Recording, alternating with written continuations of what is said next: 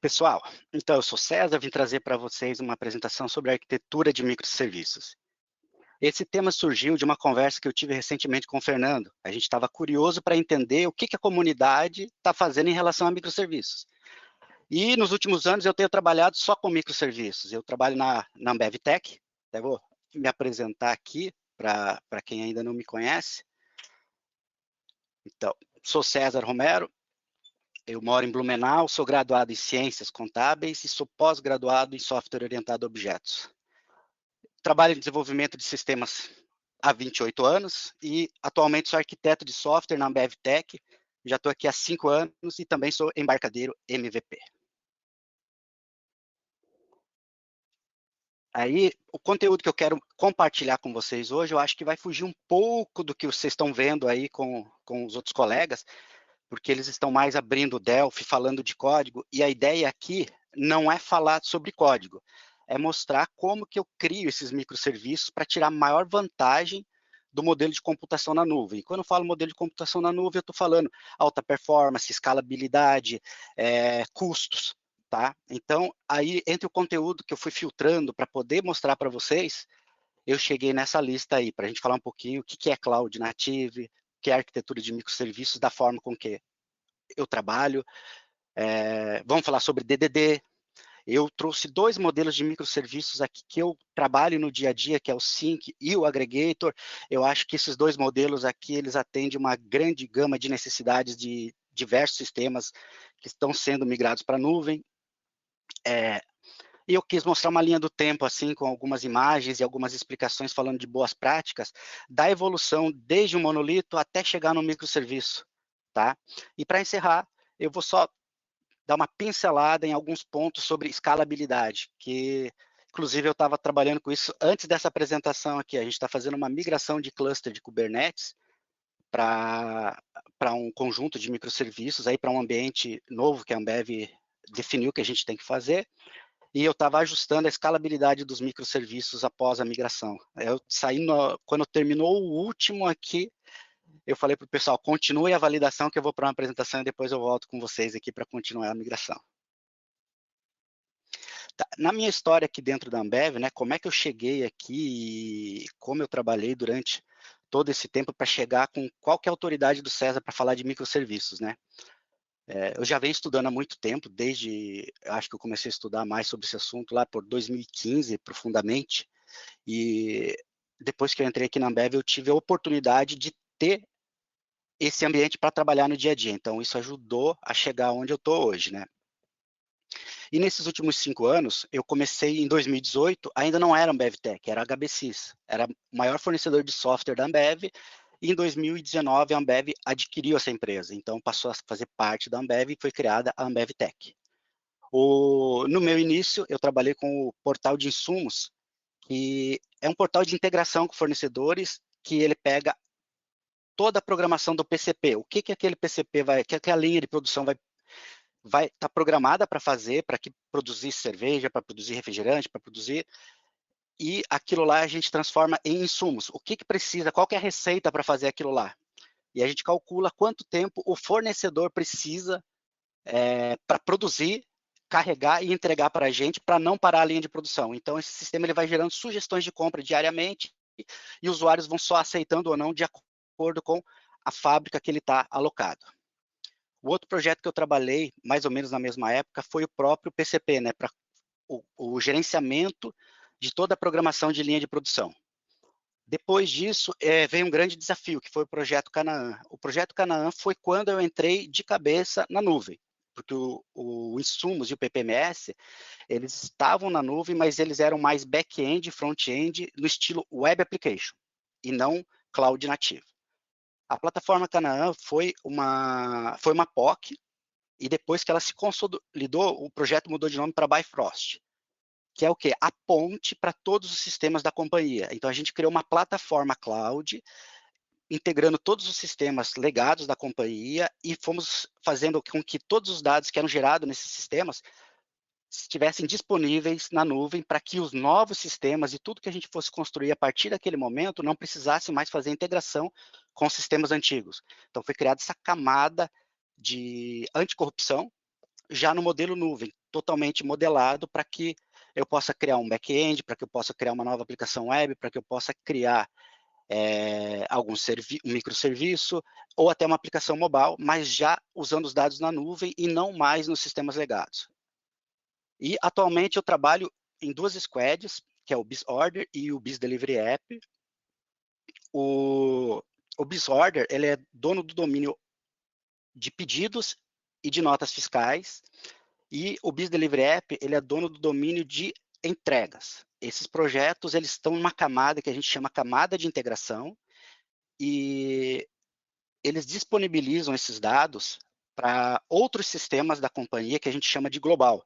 Então, a gente tem um Ambev global que tem um padrão único de comunicação com todas as GEOs e todas as regiões que a gente trabalha no mundo inteiro. Então, esses sistemas garantem que entrega todos esses dados para eles, para que possa, lá o cliente, lá no restaurante, no bar, possa fazer a compra num aplicativo mobile, ele possa acompanhar o seu pedido num portal, para que os motoristas possam saber o que eles têm que carregar no caminhão, que rota que eles têm que fazer para entregar para todo mundo durante o dia. Então, esses são os projetos que eu trabalho. Então, aqui eles estão, apesar do Order e Order Invoice, eles estarem no mesmo domínio e subdomínio, mas a gente tem microserviços e projetos separados para poder gerenciar melhor e ter mais escalabilidade desses projetos. Tá. E na descrição do projeto, da apresentação, eu falei sobre Cloud Native e aproveitando ao máximo o modelo de computação na nuvem. Tá, mas o que é computação nativa? O que é cloud native? Essa é uma dúvida que eu sempre ouço as pessoas entenderem, porque eu vejo muita gente falando que eu tô com o meu sistema, ele está na nuvem, mas às vezes só pegou, colocou uma VM dentro da Amazon, uma VM dentro da Azure e acha que está na nuvem. Apesar daquela VM estar na nuvem, o teu sistema não é cloud native. Você simplesmente está usando um computador alugado lá que está na nuvem. Você não tem escalabilidade, você não tem economia de recursos, você não está usando apropriadamente aquele ambiente. Né? Então, eu quis trazer para vocês a definição da Cloud Native Computing Foundation do que é Cloud Native. As tecnologias nativas de nuvem capacitam as organizações a criar e executar aplicativos escalonáveis em ambientes modernos, dinâmicos, como nuvens públicas, privadas e híbridas, containers, malhas de serviço, microserviços, infraestrutura imutável e APIs declarativas. Esses exemplificam o que é essa abordagem, tá? Eu acho que é muito importante vocês entenderem aqui que microserviços e APIs são apenas dois recursos da computação na nuvem.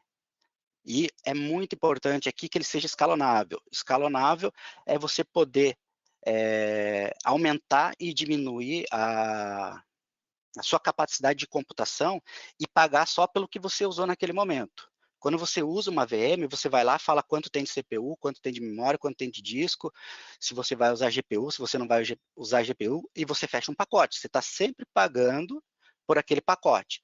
Na computação da nuvem, você tem uma assinatura que define os teus limites.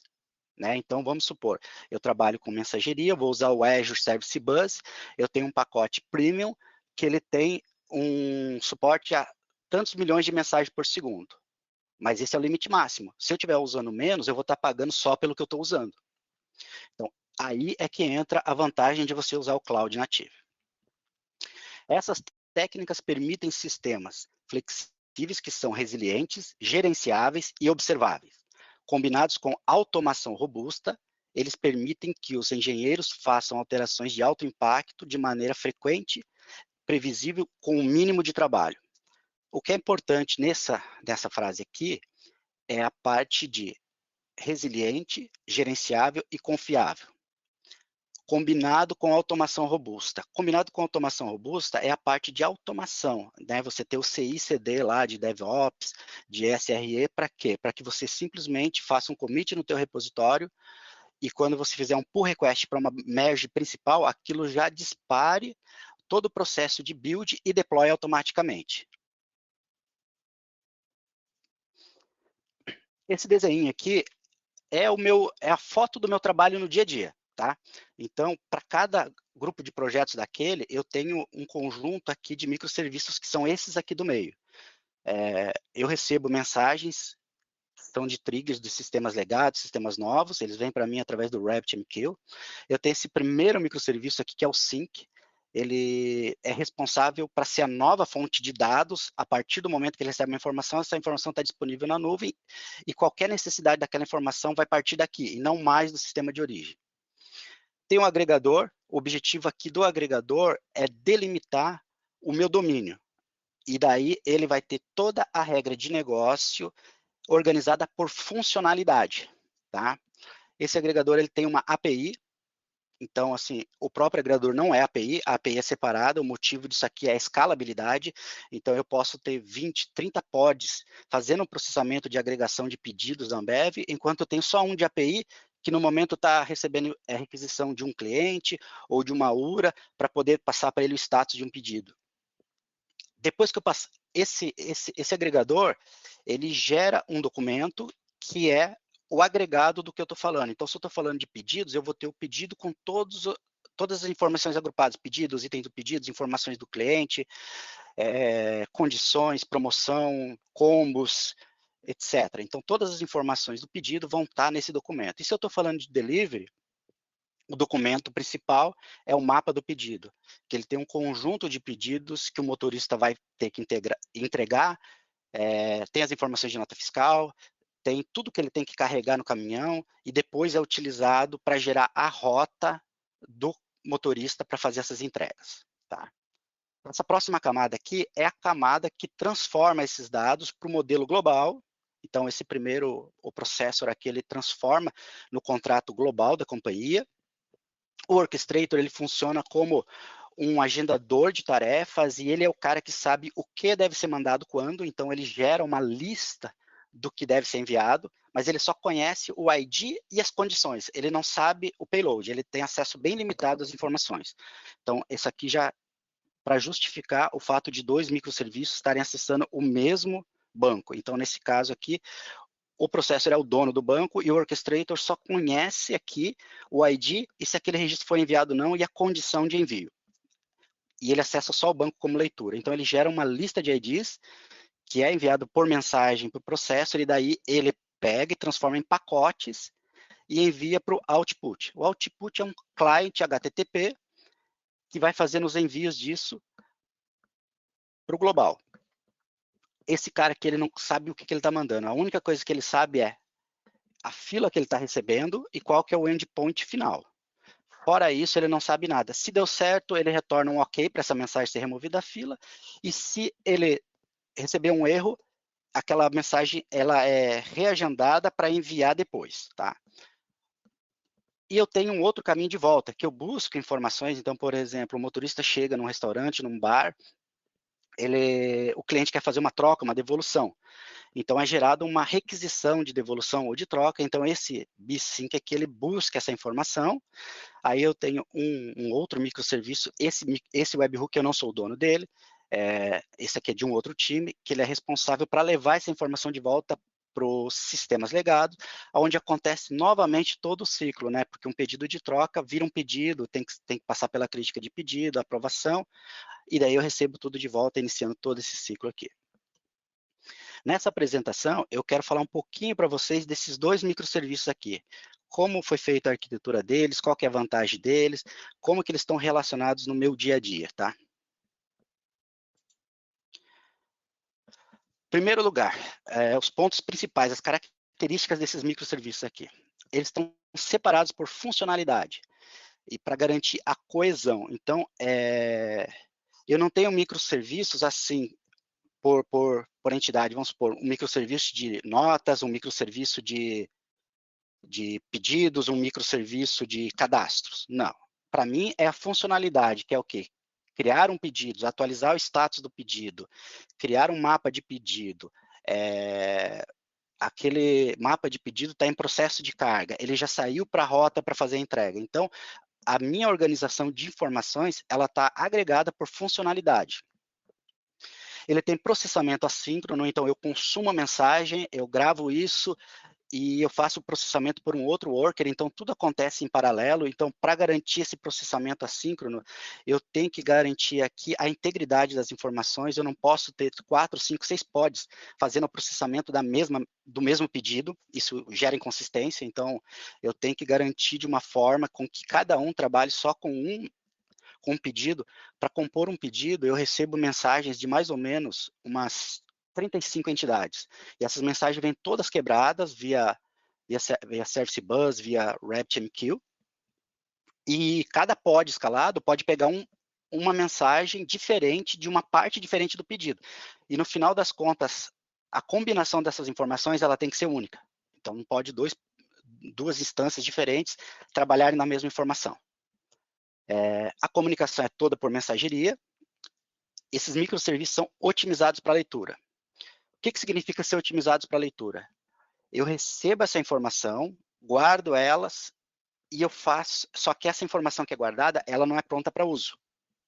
Quando acontece a minha agregação, é feito todo o processamento que pode acontecer nesse microserviço, e aí sim, aquele conjunto agregado é guardado e publicado novamente na mensageria para que outros sistemas possam usar. Então, quando eu falo que ele é otimizado para leitura, quando uma API vai buscar essas informações, ele está pegando esse documento final pronto. Ele não precisa fazer join de tabelas, ele não precisa fazer mais de uma requisição para compor o objeto na memória, não. Ele simplesmente pega qual que é a chave daquele registro e busca ele completo no banco. E do jeito que ele retorna no banco, ele é devolvido para quem fez a requisição. Nós temos como princípio um banco de dados para o microserviço em cluster. Mas ali eu mostrei para você que no caso da API, os dois acessam o mesmo banco, e no caso do Processor Orchestrator, os dois acessam o mesmo banco. O que é importante aqui? Um deles é o dono, só aquele cara grava. Se eu tiver na minha API um controller que recebe um post e tem que atualizar, gravar, criar um registro, a minha API não grava isso direto no banco. Ela monta uma mensagem, publica na mensageria, e daí o microserviço principal busca aquela informação e passa por toda a regra de negócio para fazer a gravação.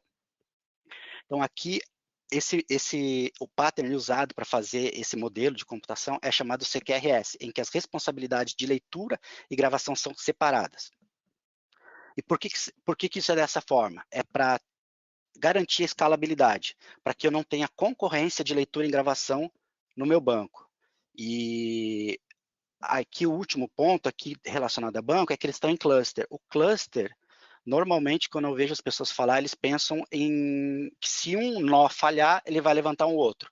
Isso é verdade, mas da forma com que a gente trabalha, eu tenho um cluster principal de gravação e 2 de leitura. Na minha string connection, eu passo um parâmetro que diz que todas as leituras devem ser direcionadas para os clusters de leitura e a gravação no cluster principal. Então, eu não tenho concorrência de IOPS, que seria o quê? Gravação e leitura no mesmo disco, tá? E o que é muito importante, eles escalarem e desescalarem rapidamente. Alguns padrões que eu uso nesses microserviços. Então, eu já falei ali que a gente usa o CQRS. O DDD é a base de tudo aqui. Então, o Domain Driven Design, ele inclusive é a origem dos times que tem dentro da empresa. Então, cada time passa a ser dono de um domínio, tá? E a partir disso, a gente decide o que pode compor aquele domínio, que tipo de entidades vão estar ali disponíveis para a gente poder fazer esses microserviços. Eles sempre têm que garantir single responsibility, então cada microserviço tem uma única responsabilidade. Eu uso o modelo de computação chamado Event Source, que também é um padrão. O padrão Aggregate, o padrão Sender, que é aquela composição ali de Processor, Orchestrator e Output, em que eu quebro cada um deles para que eu possa ter uma escalabilidade diferente. O Processor, ele escala demais. O Orchestrator, ele nunca pode escalar, porque senão eu vou estar mandando informação repetida. E o Output, ele escala sob demanda.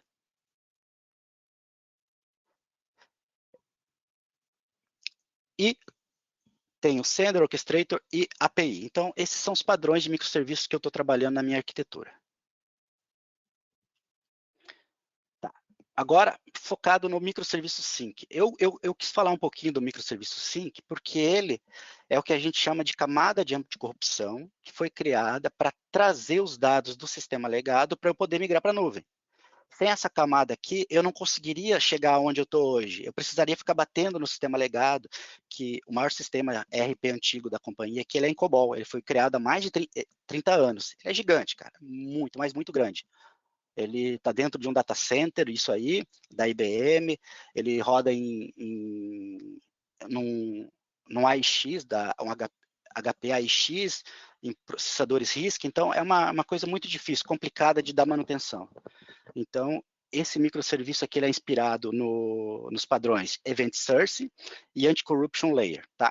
Aqui eu quero entrar em detalhes porque ele é inspirado mesmo no Event Source, mas ele não implementa o Event Source, porque o Event Source, ele grava todos os eventos separados e quando você precisa da informação, você faz uma composição de todos os eventos para você saber o estado final.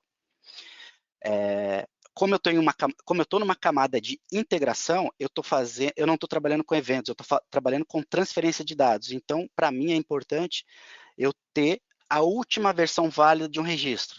E em alguns casos bem isolados, eu guardo somente alguns campos como histórico, e não o documento completo. Ele também é a nova origem de dados. Então, a partir do momento que eu tenho um dado nessa camada, e eu mantenho a atualização disso a partir de todas as alterações que acontecem no sistema de origem, eu não preciso mais bater no sistema de origem. Então, ele vai ser a nova fonte de dados. Todos os dados da origem estão nesse microserviço. E aqui é muito importante pelo seguinte, a gente faz uma modelagem dos dados para poder trazer do sistema legado para a nuvem. Mas eu preciso de todos os dados aqui, porque eu não sei quem vai precisar de que dados. Mesmo que eu ache que um campo lá ele é desnecessário, nessa camada ele está na collection, no documento desse registro, tá? Essa modelagem aqui, basicamente, é a seguinte forma. A gente modela os tipos de dados e uma modelagem de campos numa padronização que a gente fez agora para todos os sistemas da companhia a nível global. Nós temos uma chave única, que é a mesma chave do campo de origem, que identifica cada serviço. Além do ID, que é criado automaticamente, ali a gente usa o MongoDB, então é criado um ID automático. A gente tem uma coleção por entidade, então como eu trabalho com o MongoDB no modelo banco de dados no SQL de documentos, eu tenho collections e não tabelas, e não existe relacionamento entre elas, né? A gente tem todos os campos ali para a gente encontrar, vamos supor, de um item de nota fiscal, saber qual que é a nota fiscal, eu tenho todos os campos. A integridade disso é garantida pelo sistema de origem, mas eu não tenho chaves estrangeiras, nenhuma forçando isso no banco de dados. Isso aí penalizaria a minha performance. Então, para mim, é importante que o sistema de origem garanta essa integridade, e não é um problema meu. E ele tem a funcionalidade Resync. Então, esses microserviços, eles não são APIs, mas eles têm um controller que recebe uma requisição REST para ele disparar o Resync. Então, a qualquer momento, qualquer sistema da companhia pode bater nesse endpoint e falar, ó, gere para mim uma carga somente dessa entidade, passando esse range de registros e envie para a fila X. Então, esse sistema vai ler o banco de dados, vai jogar tudo isso naquela fila e aquele sistema vai poder fazer uma carga inicial para o sistema dele. Até sistemas que já existem podem usar isso, né? Então, nos próximos sistemas, você passa a utilizar somente os campos que você precisa no seu domínio. Então, o time de negócio pode vir e pedir uma nova informação que você não tem, aí você vem aqui, executa o Resync, você vai receber o payload completo, e daí você vai escolher os campos que você precisa para completar o teu banco de dados, lá, a tua nova modelagem a partir da necessidade de negócio. O outro microserviço aqui é o Aggregator. Eu limitei um pouco as informações sobre ele, porque a partir de agora, os exemplos que eu usar vão estar relacionados ao agregador. Então, eu não vou ficar entrando tanto em detalhe nele para deixar uma brecha para eu falar deles depois, que senão vai ficar só desenho, né? Mas, basicamente, ele implementa o padrão Aggregate. E o padrão Aggregate nada mais é que um novo delimitador de operações relacionadas. Então, se eu estou falando aqui de um agregador de orders, eu estou falando de todas as operações relacionadas a pedidos. Então, ele vai agregar e delimitar no meu domínio aquelas informações. Ele é um microserviço assíncrono, tanto no consumo quanto no processamento. Então, tenho vários workers trabalhando ao mesmo tempo para consumir, para processar as informações e para enviar. E um ponto que eu acho aqui muito relevante relacionado ao agregador, ele tem que garantir a invariância. E o que é a invariância? A invariância é a capacidade de você garantir a integridade de informações relacionadas dentro de um domínio. Então, eu preciso garantir que qualquer alteração de status de um pedido, ela seja coerente.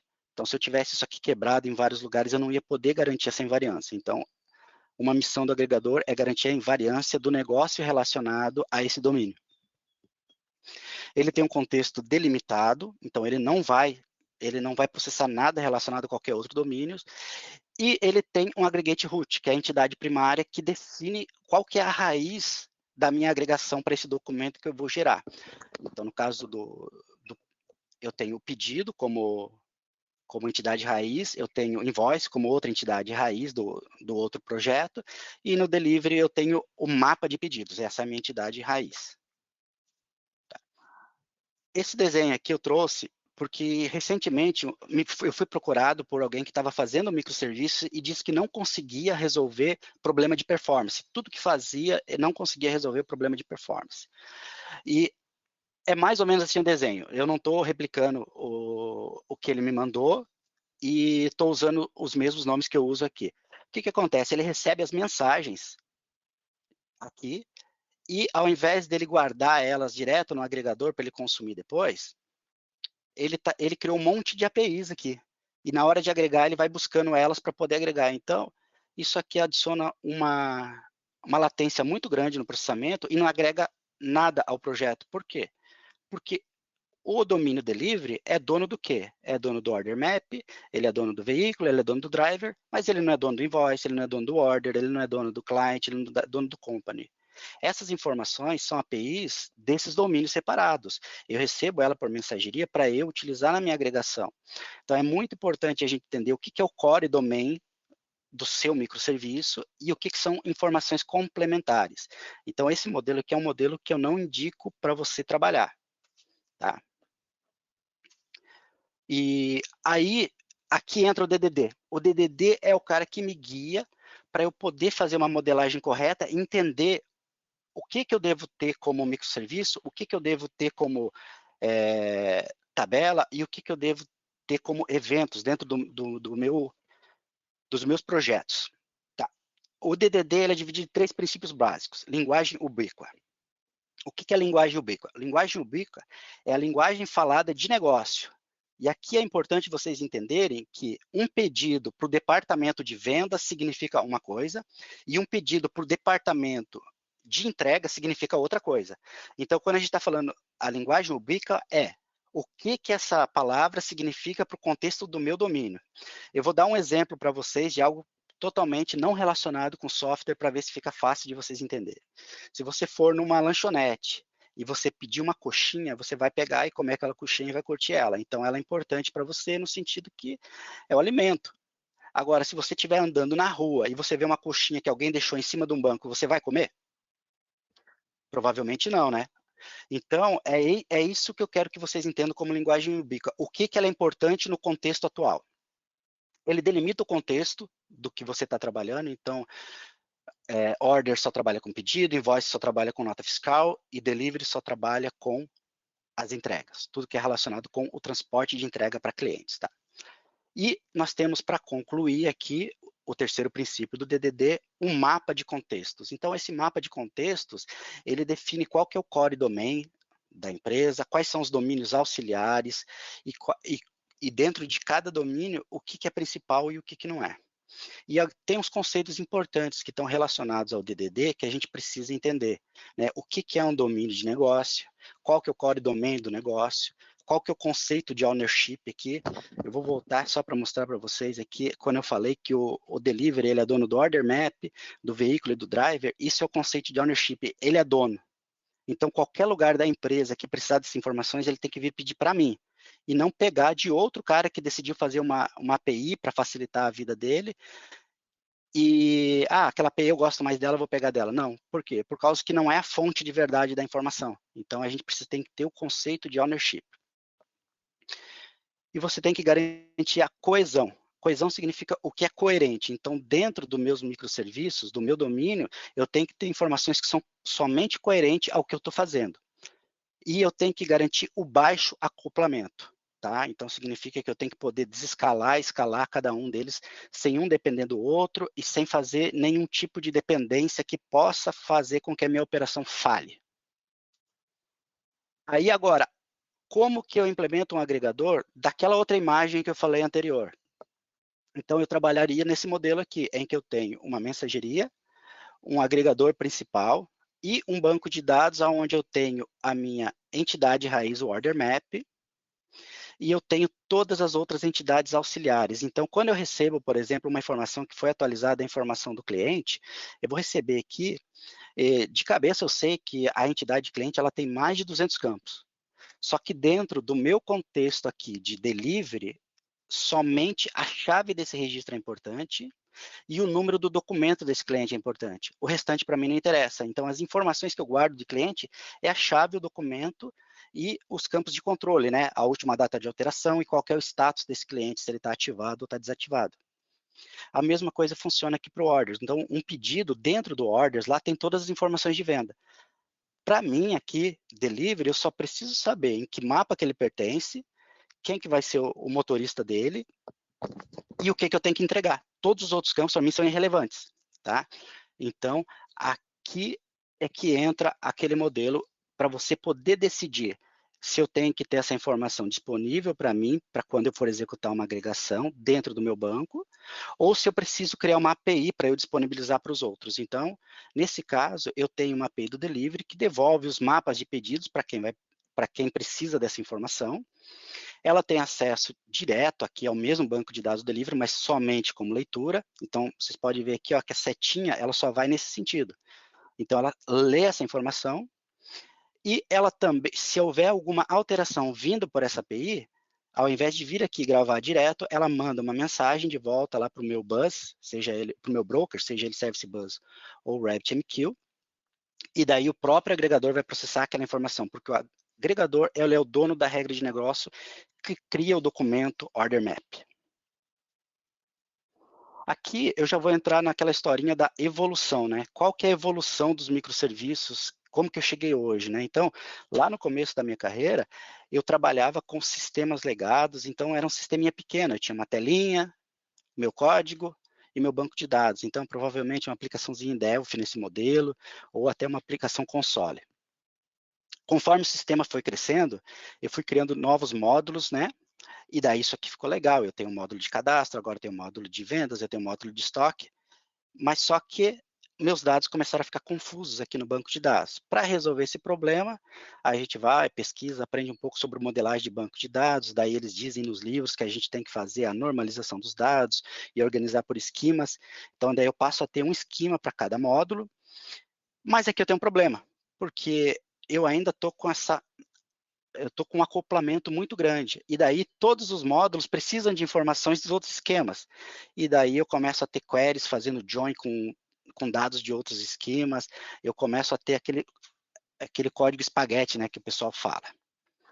Aí, chegando agora um modelo de computação na nuvem, a gente vai procura informações, consultoria, cursos e a gente começa a quebrar o nosso back-end daí em serviços, né?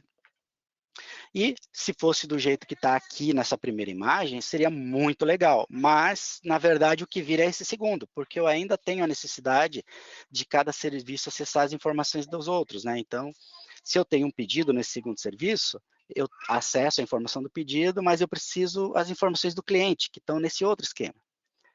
E esse autoacoplamento aqui dificulta a manutenção do código, dificulta a escalabilidade, dificulta com que você consiga isolar a responsabilidade de cada domínio. Tá? E você acaba tendo esse autoacoplamento. Então, eu resolvi fazer esse outro desenho para trazer um exemplo real do que seriam sisteminhas de um sistema de vendas na internet. Então, você tem venda, você tem entrega, você tem nota fiscal, você tem a compra dos seus produtos, você tem o armazenamento e você tem o catálogo. E no final de contas, todos os serviços precisam de praticamente todas as informações. Então, essa teia de aranha aqui é uma armadilha para você ficar preso e ter um sistema que a gente chama legado e não escalável. Então, como é que eu fujo dessa teia de aranha? Como é que eu garanto que eu posso tirar o máximo da computação da nuvem sem eu ficar dependendo diretamente de cada um deles? Então, aqui eu já estou na minha evolução daquele modelo anterior até eu chegar no microserviço. Nesse primeiro aqui, eu faço com que cada serviço daquele também seja uma API. Daí, ao invés do serviço 2 acessar o banco de dados do serviço 1, ele faz uma requisição na API. Esse primeiro aqui, ele é o padrão de microserviço síncrono. Esse é bem comum, você deve ver na internet, ele não tem nada de errado, se você tiver um volume pequeno de processamento. Então, chegou um pedido aqui para mim, eu preciso da informação do cliente, para eu poder salvar o pedido, eu venho e faço uma requisição para o outro serviço, através da API dele, ele busca a informação no banco de dados, me devolve, eu concluo esse pedido e eu salvo aqui. Então, eu adicionei uma latência na comunicação entre esses dois aqui. Esse modelo não tem nada de errado, mas ele tem limitações, e a limitação dele é a escalabilidade, tá? Aí, qual que é o próximo problema que a gente vê nesse modelo? A gente vê uma interface tendo que mapear requisição para 2 microserviços diferentes. Aí você acaba tendo que ter controle, se a requisição do primeiro microserviço já voltou, você tem que esperar o segundo, e isso aqui pode complicar como você faz as telas. O ideal é que você receba um documento, um registro que contenha todas as informações e ligue direto numa tela, e não que você tenha que ficar fazendo chamadas a vários serviços, você compor junto da tua tela e mostrar para ele. Pode ser uma aplicação Windows, pode ser uma aplicação FireMonkey, pode ser uma aplicação web, pode ser mobile, chamar vários microserviços e compor na interface não é bom. Ele só aumenta a complexidade do teu projeto. Tá. Para resolver esse problema especificamente, a gente adiciona um back-end aqui no meio. Ele passa a ser um gateway para você se comunicar com os teus serviços e ele faz a orquestração das informações e devolve ela pronta para o teu front-end. Então, o pessoal que faz o front-end vai ter menos trabalho para compor as telas que eles vão fazer, né? E aqui entra uma nova tecnologia chamada GraphQL, né, que vários projetos novos estão usando. Não vou entrar no mérito como ela funciona, mas ela é um dos recursos utilizados também nesse modelo em que você tem esse gateway entre os teus microserviços e os teus front-ends.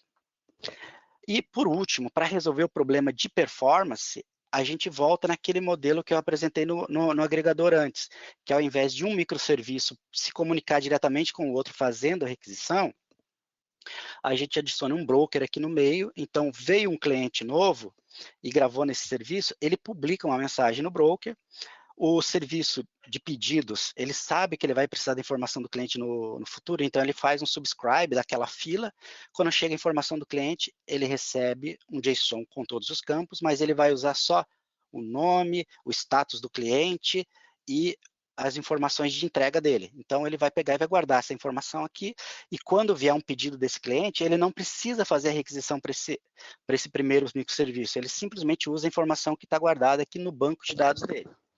Esse modelo é o modelo de microserviços assíncronos, em que ele faz o processamento quando as coisas acontecem, e no momento do processamento ele não precisa depender dos outros. Não sei dizer se isso é uma desvantagem, mas o que acontece aqui em relação ao outro é que você tem dados duplicados aqui e aqui. Então, você não pode ter regra de negócio nesse segundo das suas entidades auxiliares. Você só pode ter no primeiro. Então, basicamente, ele passa, você só grava e a partir desse momento, essa informação é somente de leitura e você nunca vai alterar ela de forma alguma. Se você precisar que essa informação seja alterada, você tem que mandar uma notificação, um evento, para que o microserviço dono dele altere e depois mande para você a informação atualizada. E aqui eu peguei aquela mensagem que eu falei para vocês lá, que peguei aquele modelo lá que estava tudo dependendo de tudo, e eu transformei ela no modelo de baixo acoplamento, seguindo esse modelo em que cada microserviço está organizado por funcionalidade. Então, tirei a dependência de cada um chamar outra API, coloquei um broker aqui no meio para gerenciar as mensagens. Então, toda vez que acontece uma venda, é gerado um evento, o evento que é pedido criado. Essa mensagem vem aqui. O microserviço que precisar dessa informação, ele vai fazer um subscribe nessa fila, vai consumir, né, no caso aqui, se teve uma venda, que foi criado um pedido, então eu tenho que fazer o quê? Eu tenho que reservar esse produto no meu estoque. Então, o armazém faz um subscribe, vem aqui e faz a reserva disso aqui no estoque. A nota fiscal vai receber essa informação e vai passar por todo o processo de faturamento da empresa, seja lá qual for, e quando ele concluir, ele vai mandar uma nova mensagem de nota fiscal faturada para cá. A venda vai receber essa informação, vai atualizar o status e daí essa informação já vai estar disponível para o cliente, provavelmente vai mandar uma notificação para ele por e-mail ou por SMS, tá?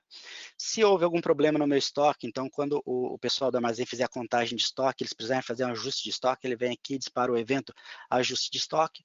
Então, esse é um modelo de baixo acoplamento, em que vocês vão poder trabalhar e escalar cada um deles dependentes. Então, vamos supor, nota fiscal, catálogo, armazém, são microserviços que têm pouco processamento. Você vai ter, na maioria do tempo, só um pod escalados, tá?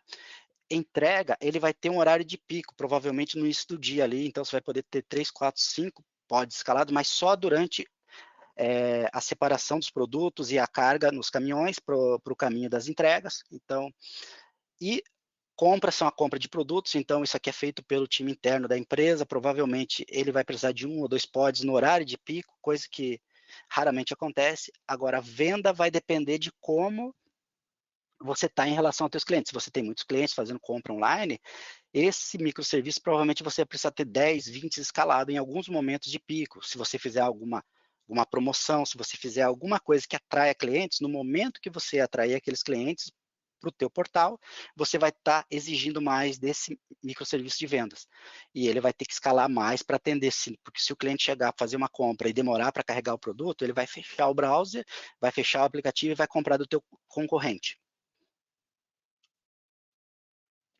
Aí aqui seria uma evolução daqueles modelos anteriores que eu tinha falado, adicionando a API, tá? Eu acabei falando já naquele anterior um pouco mais da API, mas eu quis fazer um desenhozinho daquele modelo de evolução em que eu tenho vários serviços, no caso somente esse serviço tem uma API, essa API é somente leitura, se vier alguma requisição, ela vai enviar uma mensagem para esse microserviço poder consumir.